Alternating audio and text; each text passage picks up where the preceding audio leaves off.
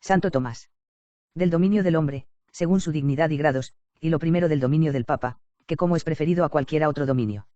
Nota, el texto es atribuido a Ptolomeo de Luca, y más probablemente a otro autor de la misma época.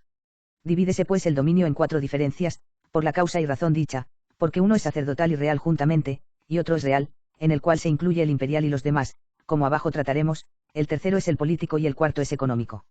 El primero es preferido a los demás por muchas razones, pero la principal se toma de la institución divina, que fue la de Cristo, porque siéndole dada toda potestad, según su humanidad, como parece en San Mateo, cap 16, la comunicó a su vicario, cuando dijo, yo te digo que tú eres Pedro, y que sobre esta piedra edificaré mi iglesia, y todo lo que atares en la tierra será atado en el cielo. A donde se ponen 4 cláusulas que significan el dominio de San Pedro y sus sucesores sobre todos los fieles, y que por ellas el sumo pontífice romano puede ser llamado Cristo, Rey y Sacerdote. Porque si Cristo nuestro Señor se llama así, como prueba San Agustín en el libro 17 de la Ciudad de Dios, no es fuera de razón que se den los mismos nombres a su sucesor, suponiendo las razones que de esto se podrían dar como en cosa que es muy clara. Pero volviendo a las cláusulas, de las cuales la primera depende de la grandeza del nombre que le fue puesto, la segunda de la fortaleza del dominio, la tercera de la amplitud de él, y la cuarta de la plenitud, la primera de las partes dichas se nos muestra cuando dice, yo te digo que tú eres Pedro, y que sobre esta piedra edificaré mi iglesia, porque en este nombre, según exponen los doctores sagrados, como San Hilario y San Agustín, señala el Señor la potencia de San Pedro, porque por la piedra que es Cristo, como dice el apóstol, al cual San Pedro había confesado, fue llamado Pedro, para que según cierta participación adquiriese el nombre y la potestad, y mereciese oír, y sobre esta piedra edificaré mi iglesia, como que todo el dominio de los fieles dependa de San Pedro y de sus sucesores. La segunda cláusula trae consigo la fortaleza del dominio, lo cual significan las palabras que allí se siguen, y las puertas del infierno no prevalecerán contra ella.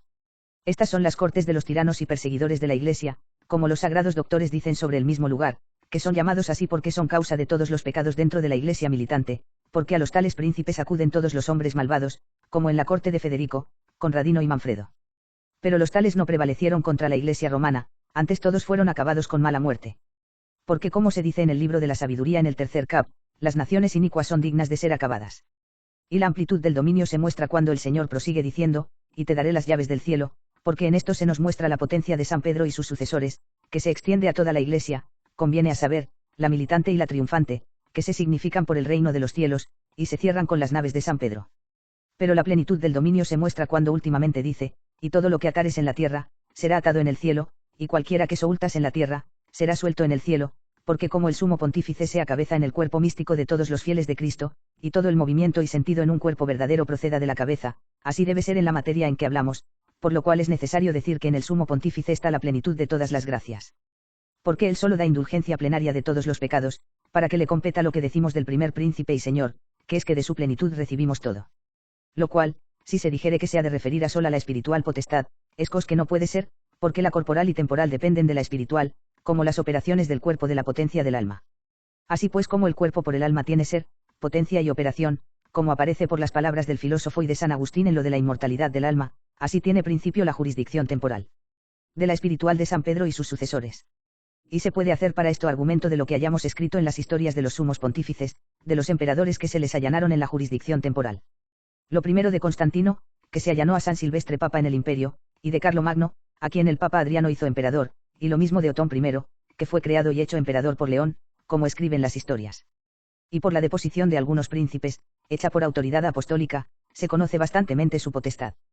Porque lo primero hallamos que Zacarías usó de ella contra el rey de Francia, porque le depuso del reino y absolvió a todos los varones del juramento de fidelidad que habían hecho. E Inocencio III quitó el imperio a Otón IV. Y a Federico II le sucedió lo mismo con Honorio, inmediato sucesor de Inocencio, aunque los sumos pontífices no metieron la mano en estos casos sino por razón de delito, porque a lo que se endereza su potestad, y la de cualquier señor, es a aprovechar a su rebaño, de donde es que con razón se llaman pastores a quien toca el desvelarse por el provecho de sus súbditos, porque de otra manera no son legítimos señores, sino tiranos, como prueba el filósofo y lo habemos ya tratado. Por lo cual el Señor en el Evangelio de San Juan en el cap 21, usa de una importuna interrogación, preguntando 3 veces a su sucesor el bienaventurado San Pedro que, si amaba, apacentase su rebaño.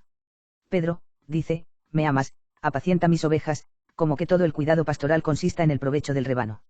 Y así supuesto que se gobierne para utilidad del pueblo, como Cristo procura, el del Papa se aventaja a otro cualquiera dominio, como se muestra en las cosas que habemos dicho. Lo cual se manifestó bastantemente en la primera visión de Nabucodonosor, el cual vio una estatua que tenía la cabeza de oro, el pecho y los brazos de plata, y el vientre y los muslos de metal, primeras piernas de hierro, y los pies parte de hierro y parte de barro, y estando mirando esta estatua, se derribó una piedra del monte, sin que manos de hombre la tocasen, y derribó toda la estatua, y esta piedra se hizo un monte grande que tomaba toda la tierra. La cual visión, como exponen San Jerónimo y San Agustín, el profeta Daniel la acomoda a 4 monarquías, conviene a saber, a la de los asirios por la cabeza de oro, a la de los medos y persas por los brazos y pechos de plata, y a la de los griegos por el vientre y los muslos de metal, y lo último a la de los romanos por las piernas de hierro y los pies parte de hierro y parte de barro. Pero después de estas dice el profeta, levantará Dios del cielo un reino que eternamente no será disipado, y su reino no será dado a otro pueblo, deshará todos los reinos, y él durará eternamente. Lo cual todo referimos a Cristo, y en su lugar a la Iglesia romana, que trata de apacentar su rebaño. Es también de advertir que el modo de la institución divina no se puede mudar, porque Cristo tomó sus vicarios solo para ministros y repartidores, como el apóstol escribe en la primera carta a los Corintios, ténganos el hombre, dice, por ministros de Cristo, y repartidores de los misterios divinos, porque solo Cristo fundó la Iglesia cuyo ministerio cometió a San Pedro y a los demás pastores, y no puede poner nadie otro fundamento, sino el que está puesto, que es Cristo Jesús. De donde los sacros doctores atribuyen a Cristo esta potestad, que no la tuvo San Pedro ni sus sucesores, a la cual potestad llaman excelente. Y así la de San Pedro y sus sucesores no se iguala a la de Cristo, sino que del todo es superior, porque pudo Cristo salvar el mundo sin el bautismo, porque, como dice San Jerónimo sobre San Mateo, a nadie sanó el cuerpo que no le sanase el alma. Y esto fue sin bautismo, lo cual no pudiera hacer San Pedro, y por esto, como se lee en los Hechos de los Apóstoles, bautizó a Cornelio centurión con toda su familia, aunque ya había venido el Espíritu Santo. Pudo también Cristo mudar la forma y la materia de los sacramentos, lo cual no pudo ese Pedro, ni sus sucesores. Esto baste haber dicho al presente, dejando a los sabios las cosas que se podrían decir más sutiles y más altas, siendo la conclusión de este capítulo que los vicarios de Cristo, pastores de la Iglesia, deben ser preferidos a todos por las causas dichas.